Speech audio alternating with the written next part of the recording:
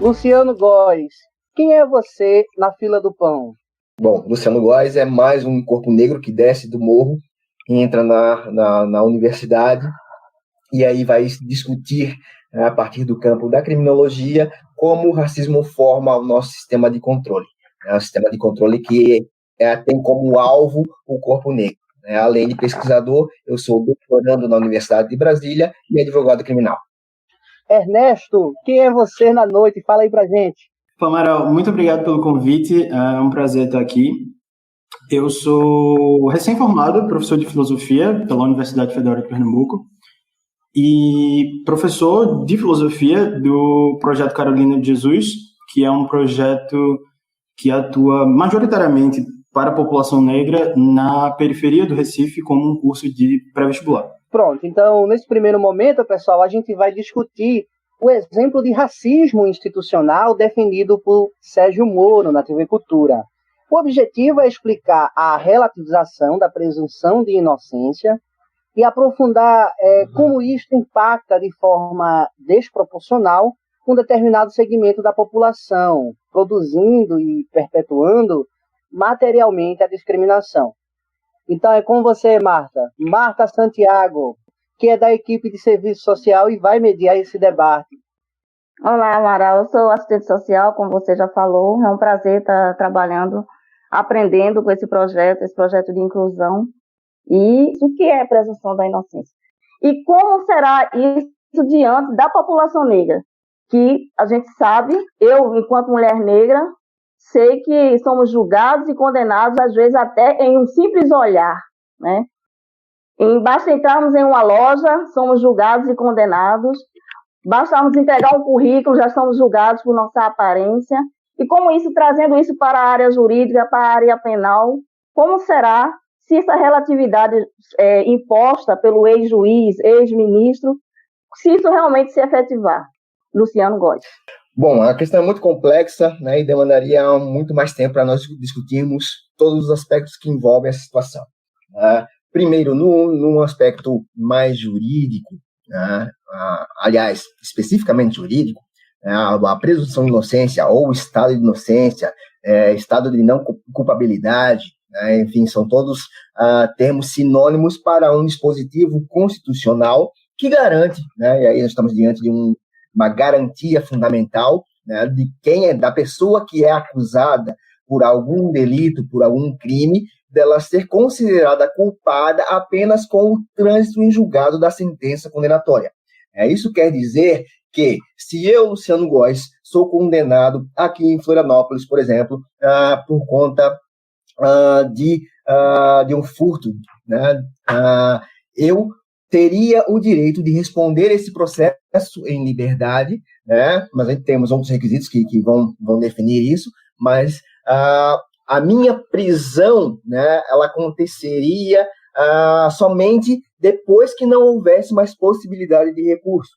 Isso quer dizer que eu poderia ficar anos respondendo o processo em liberdade, desde que a minha liberdade não representasse nenhum risco para a sociedade, então o processo chegaria ao STF, por exemplo, uma das possibilidades, nós temos isso no nosso Código do Processo Penal, e depois da decisão do colegiado do STF, em sentido de um recurso extraordinário, aí sim eu poderia ser preso, eu poderia ser condenado, ser considerado culpado. Enquanto isso não acontece, enquanto tem a possibilidade de um recurso no âmbito penal, eu sou considerado, ou deveria ser considerado, inocente. Então, a prisão, nesses termos, seria o último instrumento jurídico, o último instrumento estatal. A proposta do ex-ministro Sérgio Moro, ela vem num contexto de recrudescimento penal. O seu anteprojeto traz várias punições para a pessoa selecionada. Por que eu digo selecionada? Porque no direito penal, apesar de ele se declarar, né, igualitário, ele não é. Né? O direito penal ele é seletivo por natureza, ele vai recair sobre determinado grupo e sobre crimes muito específicos. Tá? A relativização que ele propôs foi desse dispositivo constitucional, né, por meio de lei, por meio de um projeto, né, ser transformado numa possibilidade de condenação na segunda instância. Ou seja, nós temos a primeira instância, que é o juiz, né, o juiz ou a juíza, singular, né, depois nós temos os tribunais de justiça, né, estaduais. Esses tribunais de justiça estaduais que são a segunda instância. Então, se eu sou condenado na primeira instância pelo juiz de uma das varas, né, criminais aqui de Florianópolis, né, eu recorreria, haveria a apelação, recurso de apelação, e depois que o tribunal, que é um órgão colegiado, 3 desembargadores, né, depois que eles decidissem sobre a sentença da sentença condenatória, né, se ela for confirmada ou não, né, no caso, se ela for confirmada, eu poderia ser preso. Né? Essa é a relativização que ele propõe. Né? Então, ele coloca como uma proposta legal para fazer isso. Por que eu digo proposta legal? Porque isso, na prática, já acontece, Marta. Essa relativização, ela já acontece exatamente pela seletividade penal. Né? E por nós, corpos negros, sermos o alvo desse sistema de controle penal. Nós somos a 3ª maior população em situação de cárcere do mundo. Nela, nós, corpos negros, somos quase 70%. Né? E dessas prisões, dessa 3ª maior população em situação de cárcere, as prisões provisórias, elas são quase 40%. Quase metade dessa população poderia estar respondendo, ou deveria estar respondendo, o processo de liberdade, se esse discurso, né, igualitário, que os direitos fundamentais são igualitários e tutelam todos, fossem verdadeiros. Eles não são. Né? Se nós pegarmos o principal dispositivo, né, que nos encarcera, né, então pensar aí no encarceramento da massa negra é importante, né, porque a gente consegue jogar um pouco de luz sobre esses instrumentos de controle. Né? Nós temos um dos tipos penais que mais nos encarceram sem dúvida nenhuma, a nossa política de drogas, nossa lei de drogas. Né? Entendo. Que estabelece lá a distinção entre usuário e traficante. Né? O usuário ele não pode ser preso, né? Porque usar drogas não pode ser considerado crime. Né? Existe no mundo jurídico um princípio que é o do limite estatal, né? Que determina que o Estado não pode interferir no corpo do indivíduo. Né? Por isso, por exemplo, o suicídio, né? Enfim, não poderia ser criminalizado, né? Ou a tentativa de suicídio. Né? Por isso não existe. Né? Mas, diante do que ele falou, de que seria para atingir os poderosos, na sua opinião, isso iria acontecer de alguma forma? Claro que não. Claro que não. Todo direito penal ele é seletivo. Isso não é uma característica do direito penal brasileiro. Né? O direito penal ele cumpre funções determinadas, que é garantir a tutela de bens jurídicos considerados importantes para a sociedade. Né? De acordo com o nosso Código Penal, a vida seria o bem jurídico mais protegido, mais valioso. Tá? Mas nós não vemos, né, um direcionamento do direito penal em termos preventivos para garantir a vida. Muito pelo contrário. Porque se essa fosse, né, a garantia da nossa democracia, né, nós, corpos negros, não seríamos exterminados, né, cotidianamente a título de combate às drogas. Né? Então, essa presunção, essa relativização da presunção de inocência, que já acontece para a gente, né, não seria algo novo. Né? Poderia alcançar algumas figuras ilustres, né, chamados crimes de colarinho branco, poderia. E isso não quer dizer que o direito penal se tornou ou se tornaria igualitário. Muito pelo contrário, a cada branco rico preso, né, quantos corpos negros seriam necessários? Né?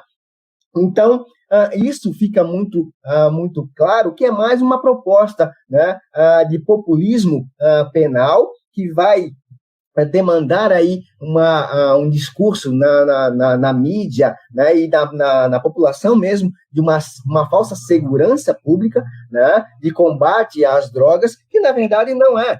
Né, o direito penal não é instrumento para isso, ele não vai cumprir essa promessa. Né, muito pelo contrário, ele vai nos encarcerar mais e vai nos matar mais. O senhor, dentro desse sistema jurídico, dentro do sistema prisional, existe alguma mobilização, existe alguma possibilidade de a gente ver uma luz no final do túnel? Bom, Marta, o genocídio do povo negro, o nosso genocídio, está escancarado. Né? E a guerra às drogas propicia uma legitimação em relação a isso, a essa pena, né? uma sentença de morte que não existe em termos constitucionais, né? Mas a prática existe. E é muito perigoso nós pensarmos em uma reformulação do aparato penal, porque ele sempre vai ser seletivo. Né? O nosso direito penal ele tem a estrutura escravagista. O corpo negro ele continua sendo objeto. Por isso a gente pode ser punido, né, de qualquer forma e por qualquer coisa. Não precisamos de uma razão jurídica, né, em termos de indícios de autoria e materialidade, ou seja, em termos de crime, né, para nós sermos presos.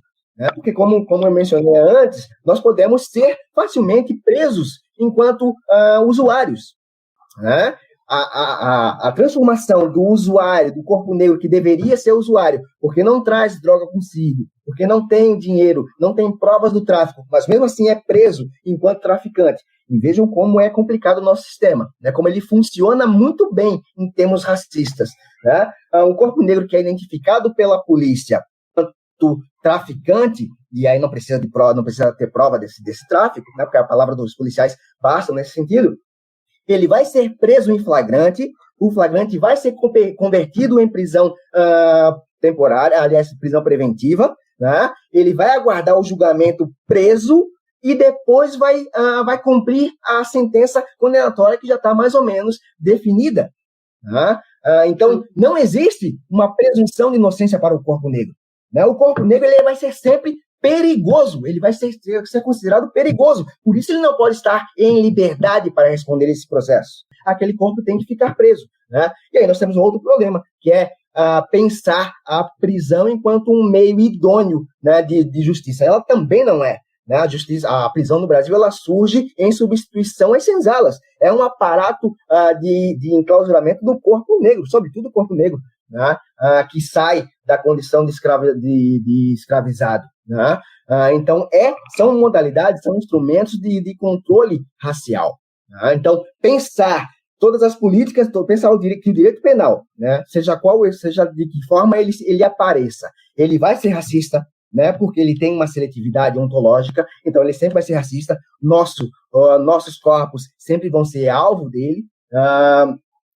Pensar que esse corpo, né, legitima a prisão enquanto algo justo, né, numa falsa reintegração, e a gente nem sequer foi integrado no Brasil, né, enquanto povo, nós viemos para cá enquanto objetos, enquanto coisas, né, e aí permanecemos nessa questão de assimilação, ou seja, né, o embranquecimento, e que Fanon nos traz todas as máscaras que são colocadas aí sobre isso, além do genocídio, né, que a Abdias Nascimento fala em relação ao ser diaspórico, né, a prisão vai continuar fazendo isso, vai continuar excluindo, né, ou seja, a integração negra no Brasil ela se dá pela exclusão, né, e aí pensar em inclusão é muito complicado. Né, então pensar, né, na abolição da prisão, pensar com ela, a abolição do sistema penal, né, para nós pensarmos uma outra sociedade, uma sociedade que dê suporte para a tutela do povo negro, é fundamental para nós enquanto movimento. Infelizmente, no momento que a gente vê no jurídico, assim como em todos os outros poderes, é apenas um reflexo da sociedade, né? O que a gente vê justamente nesses lugares de comando, juiz, legislador, sempre há a maioria branca, né? Dificilmente a gente consegue enxergar, se ver, você pode até falar melhor que eu, enquanto advogado negro, quantos colegas negros você tem, né? Então, diante disso, isso já é um agravante. Eu, enquanto branco, julgar o negro. Eu, enquanto branco, enquanto meu lugar confortável, julgar um negro. Então se torna muito mais fácil. Não que um juiz negro iria facilitar a vida do negro, não é isso. Mas se torna bem mais difícil, não é, professor?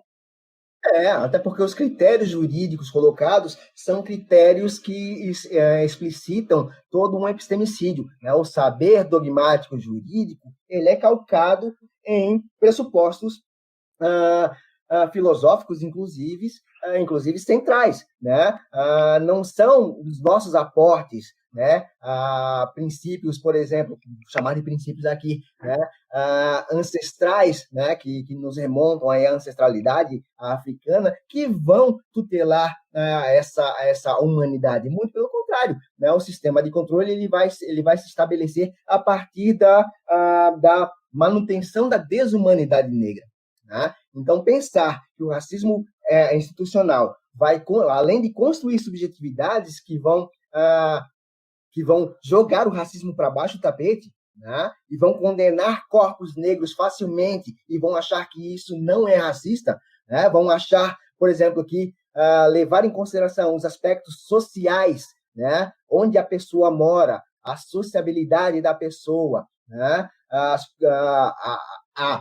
A aparência, isso é muito importante, né? Porque isso não vem nas sentenças, mas a gente sabe, né, que o direito penal do autor, ou seja, a identidade criminosa, né, o que a gente chama de estereótipo, né, na criminologia, ela vai desenvolver, né, o processo de criminalização. Né? O crime não existe por si só, né? É necessário um processo de criminalização para que nós tenhamos aí uma culpabilidade. Né? E o estereótipo vai funcionar, né? Sempre funcionou, e aliás no Brasil ele chega no pós-abolição, né? Com cientificado, né? Com assinatura de ciência pela criminologia, né? Trazendo que essa periculosidade é sobre o corpo negro. O corpo negro é perigoso por si só, né? Naturalmente. Por isso a gente fala em criminoso nato, né? Em criminalidade nata. Aliás, são categorias que o ex-ministro trouxe para o seu anteprojeto, né? Uma delinquência habitual, tarará, tarará, tarará. Ou seja, o que são categorias que ele mobiliza e que estão na base do direito penal do autor, construído por Cesare Lombroso, né, no sul da Itália, em 1870, né, na década de 1870, onde ele vai colocar o corpo negro como perigoso, né, de uma delinquência nata. E se ele é voltado para o crime, né, se ele tem o crime em seu corpo, enfim, em qualquer parte do corpo, né, ele tem que ser preso, mesmo que ele não tenha cometido um crime. Né? Isso está no nosso Código Penal. Né? O juiz quando profere a sentença, né? Sentença condenatória, ele vai levar os aspectos pessoais em consideração. Todo aspecto pessoal que é levado em consideração no âmbito jurídico é uma demonstração de direito penal do autor construído racialmente. E isso, na nossa lei de drogas, é pior ainda. Né? Porque é ali na indiferenciação entre usuário e traficante que o racismo encontra um solo fértil para sua demonstração. Né? Então, transformar um corpo negro de usuário ou nem usuário, né, para traficante é muito fácil. Né? Basta nós percebemos aí a partir do caso Rafael Braga, né? Como é fácil. E é apenas um, né? Apenas um dos milhões de Rafaéis Bragas que nós temos no nosso sistema punitivo. Que eu queria que você elucidasse, até para que o Ernesto trouxesse o ponto da filosofia como micropolítica de combate.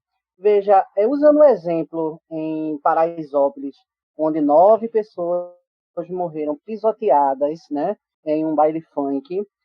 Então, a gente percebe em alguns comentários pela internet que, por exemplo, não haveria motivo sequer para investigar os policiais.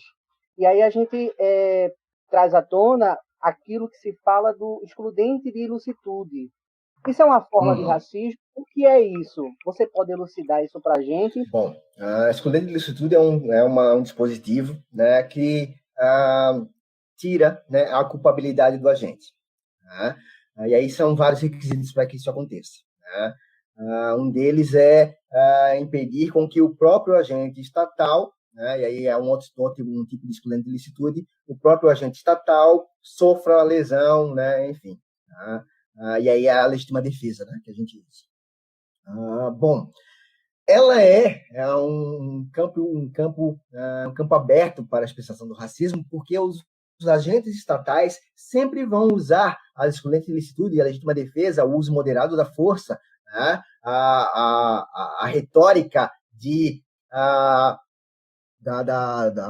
dos tiroteios, né? A troca de tiros, porque a viatura, enfim, né? foi alvo, né? Estava sendo alvo de tiros, e aí revidou, e aí matou, né? Um corpo negro, e isso em dados, né, fáticos não acontece normalmente, né?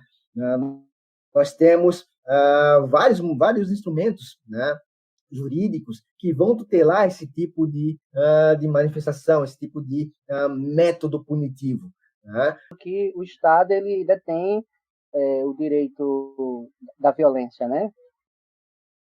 Sim, perfeito. Né? Inclusive o direito de se esquivar dela, né? O Estado nunca é responsabilizado por essas vítimas da violência policial, por exemplo, né?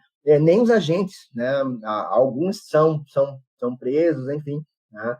Mas na maioria não, né? E quando a gente tem a palavra do policial, né, valendo como prova absoluta, né, diante do Judiciário e Ministério Público, nós temos um problema muito grave de acesso à justiça, né? Porque os policiais que atiram, né, e atiram por N motivos, tá? Em números bem menores é quando estão sob risco mesmo, né? Eles vão manipular a cena do crime, né? Nós temos autos de resistência, nós temos casos de corpos que levaram tiro na cabeça pelas costas, né? E aí essa morte é registrada como resistência à prisão, como a ordem de prisão, né?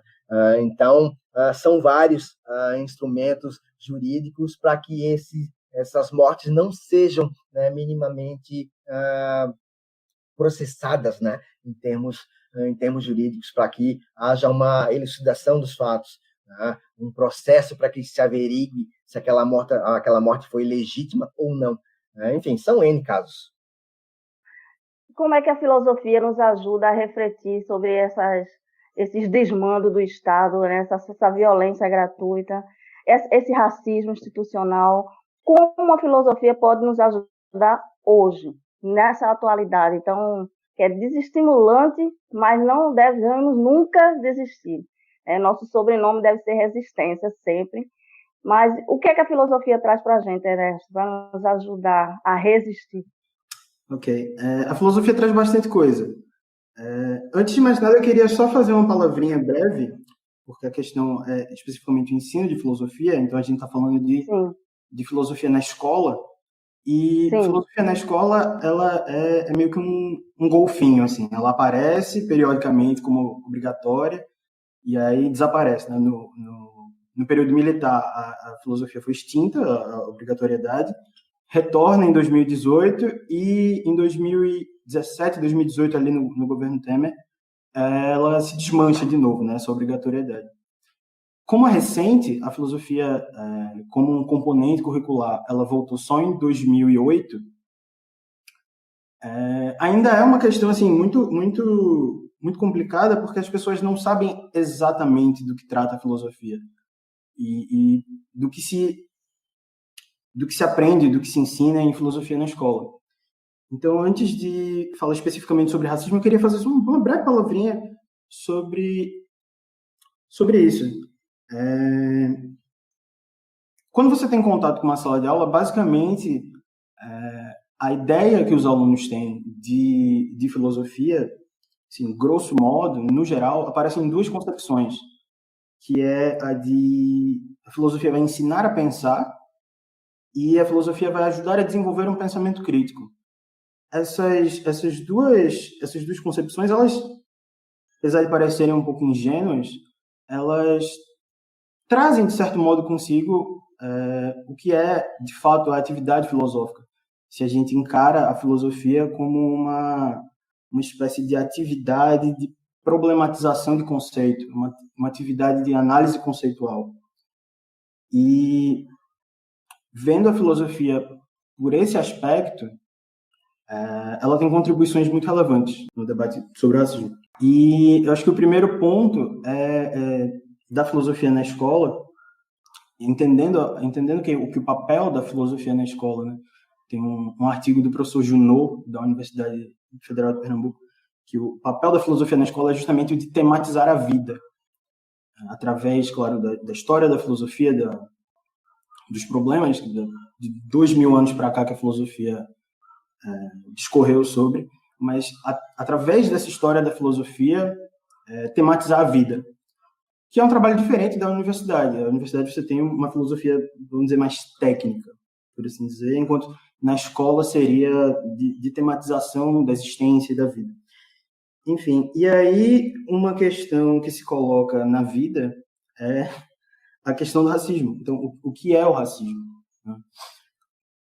A concepção que os alunos normalmente trazem, ela é uma concepção quase que jurídica, assim. Então, o racismo, ele é meio que a materialidade, vamos dizer assim, do ato de ser racista. Então, essa é a primeira concepção, normalmente, assim, de um modo muito grosseiro, que os alunos têm quando a gente fala sobre racismo, que é, enfim, o ato de impedir alguém de usar um elevador, ou, enfim, são atos racistas, mas o interessante da filosofia nesse sentido é problematizar esse conceito de racismo, problematizar essa ideia de racismo, né? E fazer isso tematizando a vida seria basicamente o que o Luciano colocou, que é olhar para os nossos dados, olhar como as nossas instituições operam, né? Se você vai nos dados e vê que o Brasil tem a terceira maior população carcerária do mundo e que a extensa maioria dessa população é composta majoritariamente por pessoas negras, esse conceito prévio de racismo dos alunos, ele meio que começa a ficar insuficiente, né? A gente tem que começar a pensar o racismo como algo maior, como uma estrutura de formação de subjetividade, né? De formação de discursos, de formação de subjetividade no sentido geral, né? De afetos, né? E também as instituições acabam, né? estando dentro disso, né? Enfim, nada escapa dessa estrutura que organiza a vida, organiza como a gente existe no mundo. O papel da filosofia na escola seria justamente esse, né? Através da história da filosofia, através das discussões filosóficas, tematizar, tentar compreender como se dá esse conceito de racismo, né? E dentro dele, todas as discussões permeiam, né?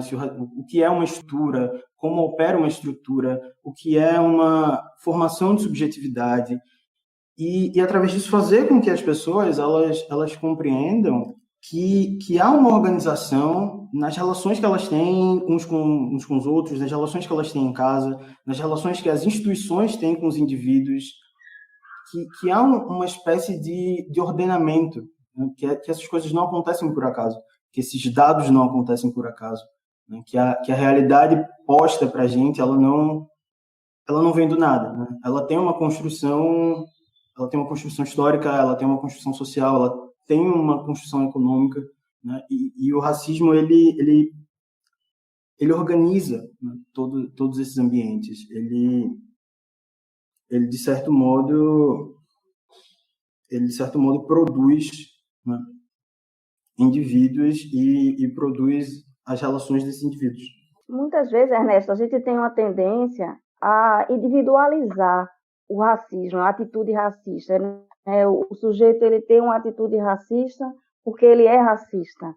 Mas aí, pelo que você está falando, não existe essa individualização.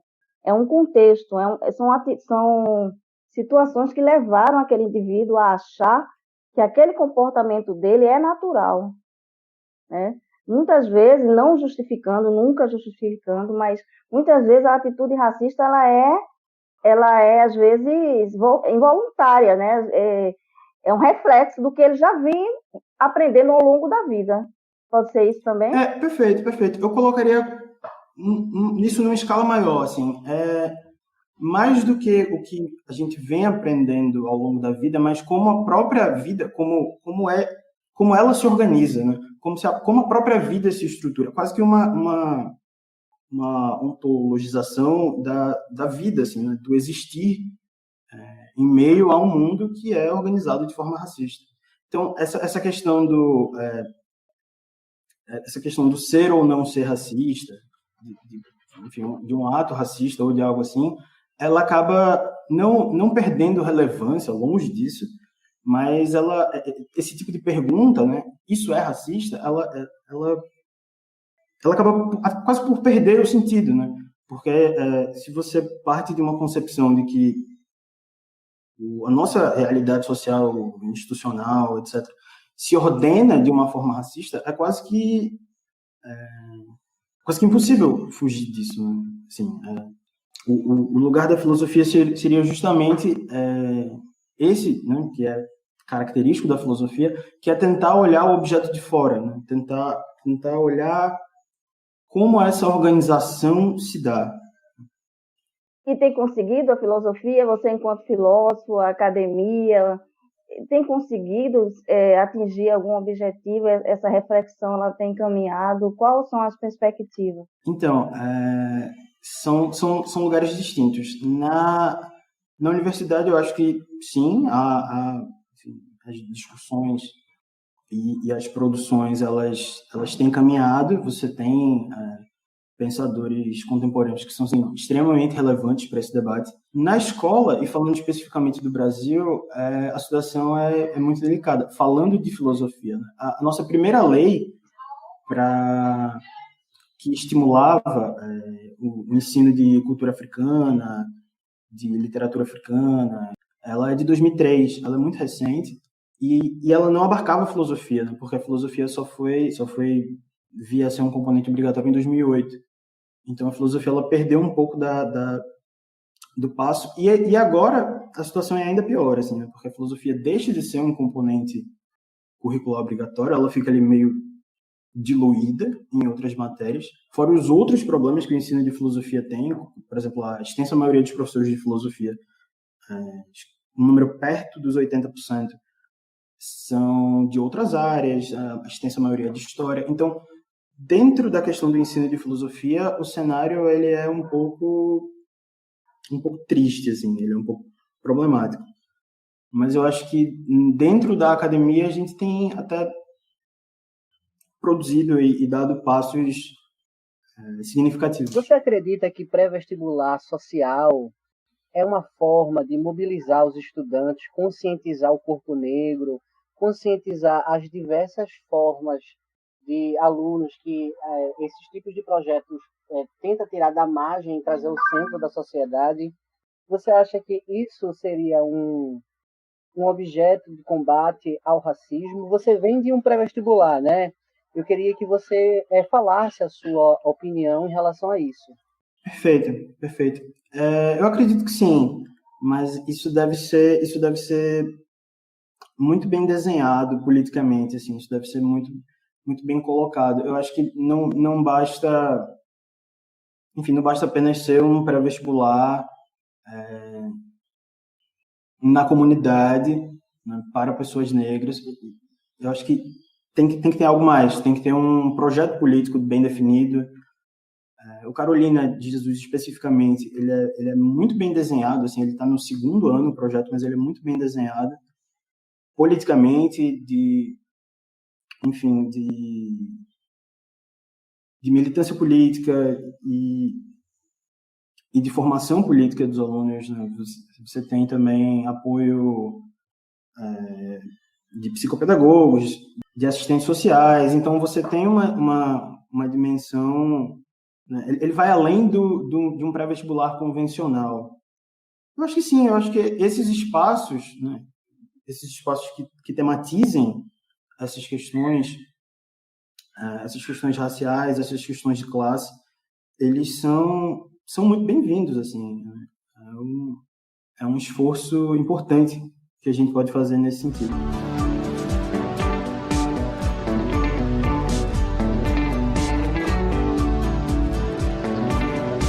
Bom, Marta, muito obrigado. Amaral, muito obrigado. Professor Ernesto, obrigado pelas palavras, pelos ensinamentos. Obrigado pelo espaço. Muito feliz e honrado em compartilhar esse ambiente com vocês e poder apresentar alguns aspectos da criminologia no Brasil e para o Brasil. Como sugestão, talvez muitos e muitas já tenham visto, mas o que se aproxima muito do que eu falei, que ilustra muito bem, dentre várias outras obras, né, vários outros filmes e séries, né, Olhos que Condenam, ele vai mostrar como o sistema ele é projetado, né? E não é por acaso que Estados Unidos e Brasil têm um sistema punitivo muito próximo. Nós temos a mesma base escravagista, então o sistema de controle sobre os corpos será sempre em termos principalmente raciais, né? E essas condenações, né, sem provas, ou com provas, né, duvidosas, ou com flagrantes forjados, né, com processos mal encaminhados, enfim, se assemelha muito do que a gente passa no Brasil. E isso não é exceção, né? Por isso que eu digo que a questão da nossa política de drogas é algo muito, muito urgente. A gente tem que debater de modo sério essa questão, porque ela vai dar respaldo constitucional, né? E vejam que, ao lado da proteção à vida, né, um direito constitucional garantido, né, universalmente, inclusive, né, todos têm direito à vida, do lado, no mesmo artigo 5º, né, que traz muitas disposições em termos de garantia, está lá a legitimidade, né, da nossa guerra às drogas. É uma guerra às drogas que não é nova, né? No Brasil, ela vem se desenhando desde 1830, né, com a proibição, com a criminalização do uso e comércio do fumo de negro, né, que era assim que a maconha era conhecida. Que possamos, seguir essa dica de assistir essa série Olhos que Condenam e se estender mais, buscar mais informações, cada vez mais, né, nos munir de informações. Muito obrigada pela sua participação. Imagina, acho que essa é a nossa função, né, de provocar um pouquinho, né? Então, pensar esses dados que são colocados nos nossos olhos, sobre os nossos olhos, tanto em termos de encarceramento, quanto de genocídio colocado todos os dias, né, que se apresenta muito próximo de uma necropolítica, aí, né, trazendo um Mbembe para a nossa roda, e já jogando para o professor Ernesto, né, é imprescindível para a gente, enquanto povo. Eu queria deixar como sugestão, como indicação, um canal no YouTube de um conhecido meu, uma pessoa da universidade aqui de Pernambuco, que é o Jones Manuel. Ele não tem, se eu não estou enganado, ele não tem assim, muitos vídeos sobre a questão racial, mas ele tem vídeos assim, muito importantes para a gente entender a materialidade da questão racial, como isso se dá economicamente hoje, a questão do encarceramento, a questão da uberização do trabalho e todos esses problemas, essas questões que atravessam a vida dos trabalhadores negros e das populações negras. E é isso, eu queria agradecer de novo o convite e o espaço, né? Muito obrigado. Então, Luciano, muito obrigado, viu? Eu fico lisonjeado de ter você aqui e também o Ernesto por ter aceitado. Marta, obrigado também por você ter mediado. Eu que agradeço, Amaral. Imagina, foi um enorme prazer. Fico à disposição. Sempre que precisar, estou por aqui. Muito obrigado, gente. Eu também fico à disposição sempre que o projeto precisar.